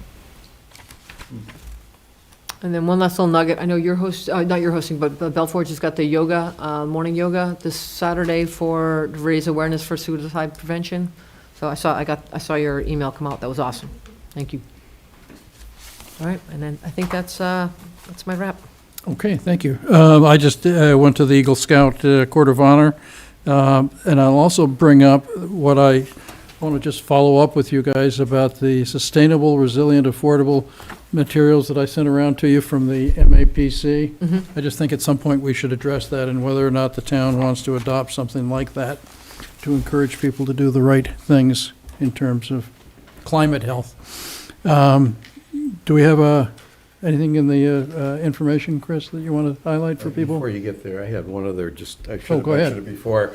I don't, if you guys get this MMA, you probably do, you get the email, it was MMA alert, Senate to begin FY24 budget debate tomorrow, and there were two items that popped up. One of them, there's amendments 1036 and 777 municipal finance. Please ask your senators to support two amendments that would provide municipalities with clarity when accounting for one-time revenues such as opioid settlement funds. And the only reason it caught my attention is it said, in the absence of a legislative solution, some municipalities have created special purpose stabilization funds, which we've done, to keep such revenues separate from the general fund. Unfortunately, this is an imperfect approach. Now, they didn't explain the imperfection. But right. I would urge them to take that up with the Department of Revenue, but okay. Okay, well, so my point was, we just passed an article, and I just read a description that said it's unfortunately an imperfect approach. And then the second was Amendment 169, accessory dwelling units. Please ask your senators to oppose unilateral preemption of local zoning and decision-making as proposed in Amendment 169, which would mandate that certain ADUs be approved as of right instead of through special permits. But the only thing I react to on this is if we look at 40B and if we look at the MBTA Communities Act and apparently maybe this amendment, these are all trends that are taking zoning control away from local governments. And there are factions across the country that think zoning is basically an exclusive type thing. What isn't being told is that if you get rid of it, then people who are being sold on doing things to improve the value of their property, there's this cross current that's actually occurring at a national level that says, no, no, no, we want the price of houses to go down. When you think about the fact that for most people, when they retire, the biggest source of their assets upon retirement is the value of their house, we could very easily be headed to another fiscal cliff with government, state and federal, moving in the directions to undermine zoning. And for that matter, increasing housing. I mean, this is a balance issue. It's not a one thing's bad, one thing's good, but a lot of the pressure to increase housing also will drive the price of houses down. And there's going to be a lot of people that are going to wind up losing a lot of equity if these things went through. So. It's a dilemma because the housing in the Boston area is among the most expensive in the country because of our zoning, basically. And the state is pushing very hard, witness the MBTA zoning, to increase the number of dwelling units to try to satisfy the need. I was looking at charts that I had gotten from the Mass Taxpayers Foundation today, which indicated that basically our kids and our employees are basically moving to the south in Texas, and they're leaving because the cost of living here is so high here, unfortunately. So it's a dilemma. We all like our acre lots, however. So do we have anything else, Chris, or are we set? Just that I'm pleased to announce we are once again a tree city. Where are you going to plant it this year? That I don't know yet. Motion to adjourn? Yes, please. All right. Did you just make it? Motion to adjourn, yes. All those in favor? Aye, aye. Aye. Oh, we already signed, aren't we? Good.